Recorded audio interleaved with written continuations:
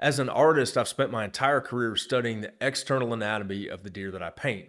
And as a bow hunter, I've spent those same years studying the internal anatomy of the deer that I hunt. It's crucial to understand the anatomy of a whitetail deer to make clean shots and quick recoveries. So in this video, we're going to unpack the art and information from my latest print, The Anatomy and Physiology of the Whitetail Buck, and take a better look at some of the common shot angles you may see this fall. Broadside is one of the easiest angles to draw and by far the best angle to shoot. For both gun and bow hunters, the broadside shot presents the largest target to strike the heart and lungs. Here's where to aim. The shoulder bones form a forward-facing V pocket known as the vital V, with clear access to the heart and lungs. Aim straight up the back side of the front leg and a third to a halfway up the body. Aim higher when shooting from tree stand. Shots on cruising bucks will often occur at a quartering away angle. Second to the broadside shot, this angle presents great access to the vitals, especially for the bow hunter. Here's where to aim.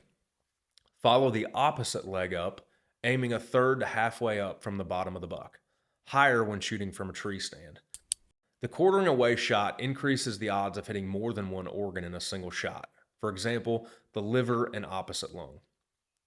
A little talked about but crucial part of the whitetail's anatomy is the diaphragm. The diaphragm is actually a muscle that separates the heart and lungs from the rest of the organs. Its function is to regulate air pressure in the chest cavity. When a bullet or arrow cuts through the diaphragm, the buck loses the ability to regulate pressure in the chest cavity, causing his lungs to fail.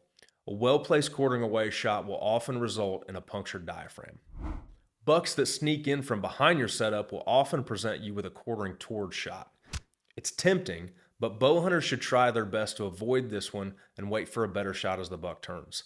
The large scapula and heavy bones of the front leg can turn a bow hunter's dream into a nightmare, and you're rolling the dice trying to get an arrow past them at this angle.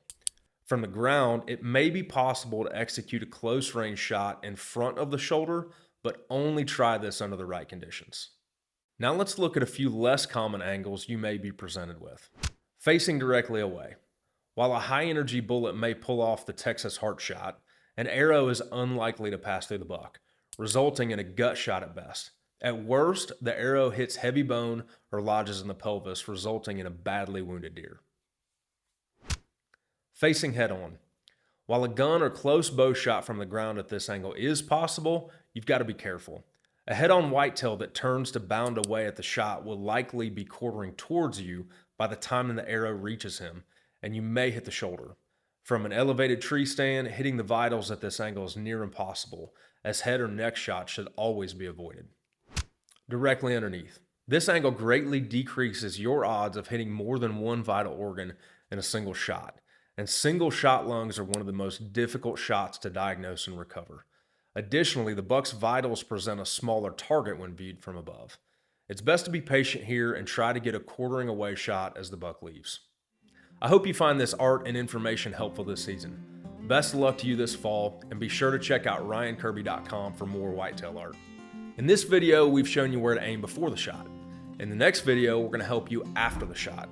We'll show you some of the most common bow hunting shot scenarios and how long to wait to recover your deer.